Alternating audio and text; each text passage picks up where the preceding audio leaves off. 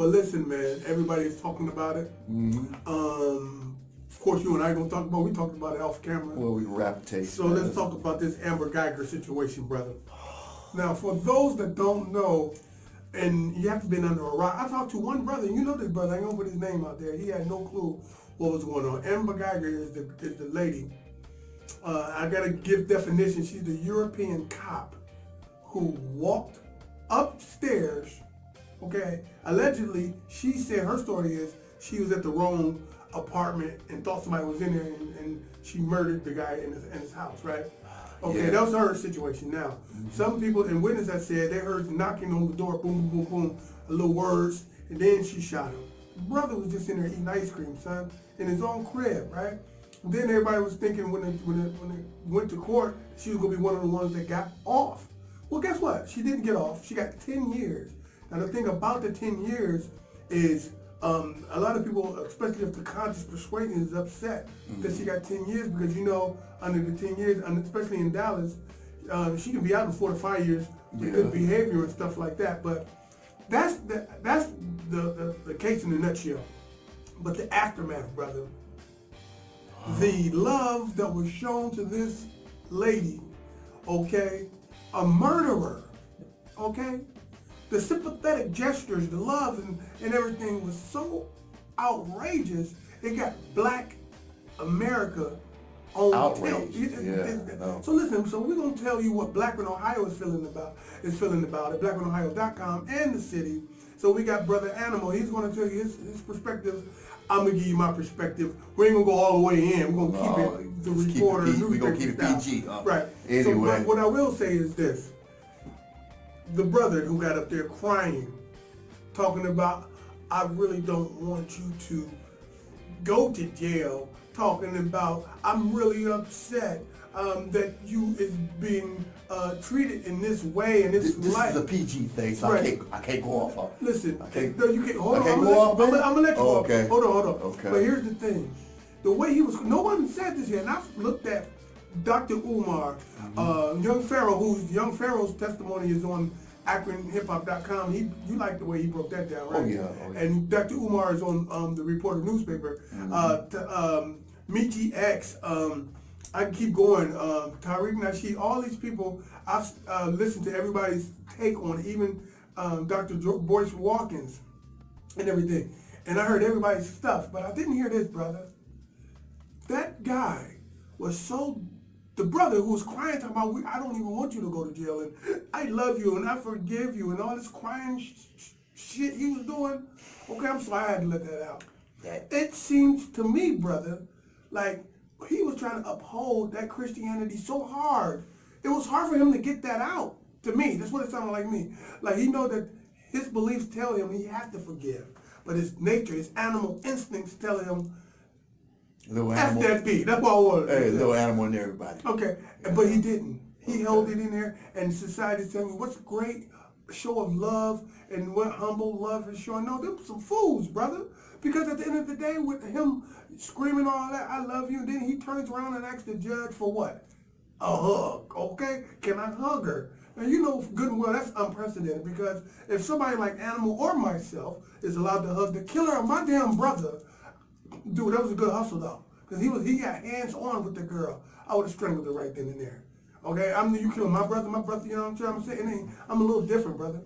Understandable. Okay? So, understandable. He had to go outside of his nature. I felt his energy. It was hard for him to say it. Am I hearing wrong? Or that's how I heard it to me. No, that's kind of the impression I got as well. You know, I don't know what the gesture, what made him want to go there. You know, I could not see me hugging someone that just murdered my brother. I mean, that's in cold blood. That's just totally out of order. You know, but with the setting and everything, you know, plus the bailiff and the judge. And what's the bailiff doing? The bailiff was stroking the girl's hair, trying to make her feel comfortable.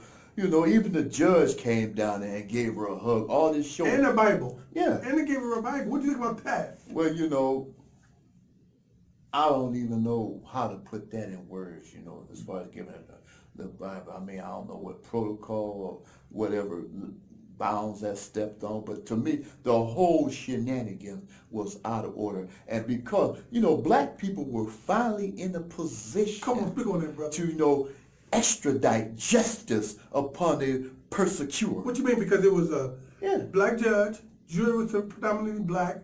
Is that what you said? Everybody was black. Everybody that was in a position of power to make this thing happen was black. So in this case, you cannot blame white America for this Caucasian police officer only getting 10 years, which she should have gotten a max, because this is murder. This is not involuntary manslaughter or anything other. Why do you think she didn't? I believe the reason why they didn't throw the book at her is because of this. Now, when you think from a psychological perspective, if the jury is hearing shit like word is born and we don't even want her to go to jail, I want her to live the best life she can live and we forgive her.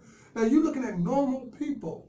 They're saying 9 times out of 10 in their mind, subconsciously is saying, well, what do we look like throwing a book at her if the family is forgiven? Yeah, I get that. Which I don't understand that on any level, because if the family coming in, this is your son, your brother, your father, whatever the case may be, however many ties he has as far as that family is concerned, that man was taken away from them in cold-blooded murder. And how they...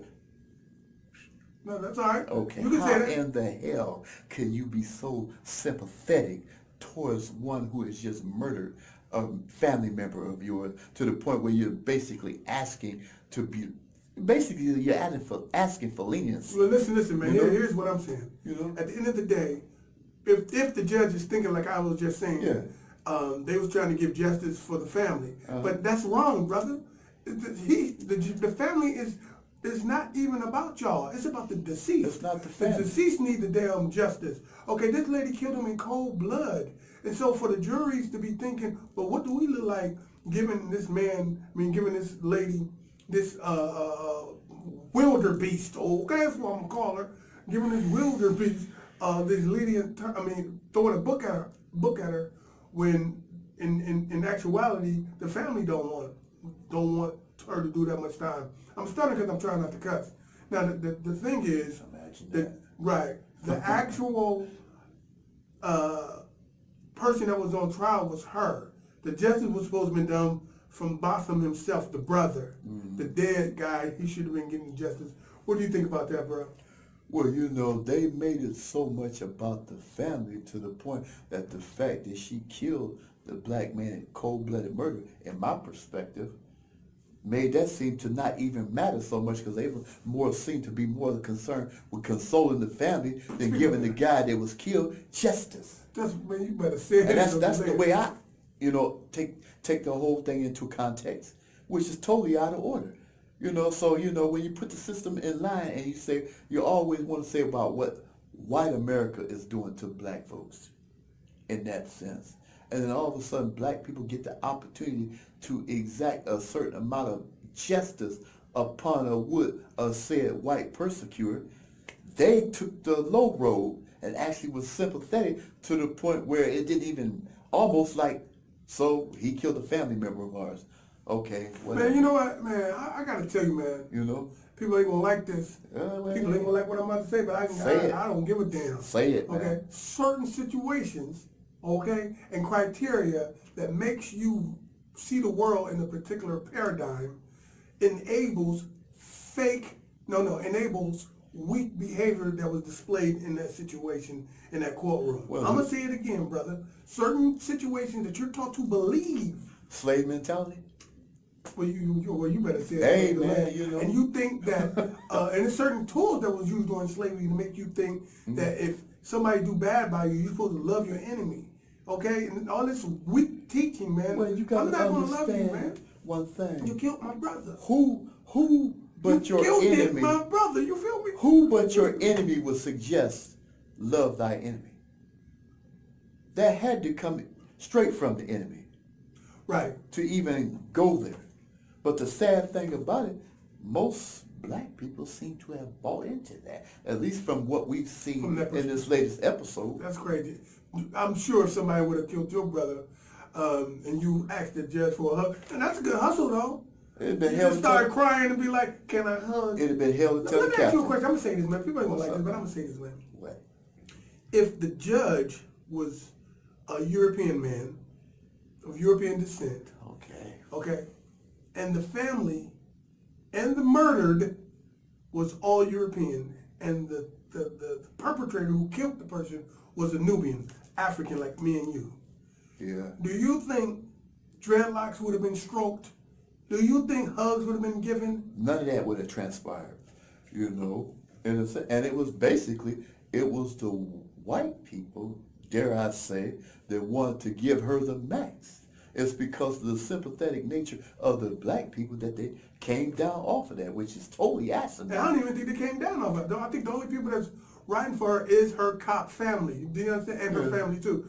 But the media and everything thought she was going to get the book. Well, yeah, and I believe she should have. But you know, when the family wasn't pushing the issue to give her the max of what I believe she should have got, then, you know, it kind of played out the way it did, you know. Well, listen, man, listen.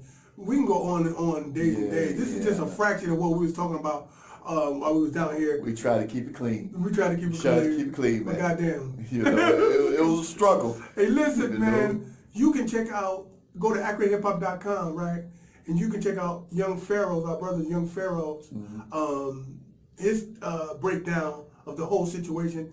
When you hear how he break it down, he make me and him sound like we chewing cornflakes and eating cornbread. He was so descriptive. Or you can go to the reporternewspaperonline.com and check out our other brother, Dr. Umar Johnson, the way he breaks it down. He goes psychologically about the situation. Adam, take us away, buddy. Well, this has been another episode. Oh, man, in the Lions Den, so I can't say episode, can I? Yeah, you can say whatever you want to Okay, say. I can say what I want to say? You can say it loud so they can. Okay, well, this has been another segment of the Reporter Newspaper Online.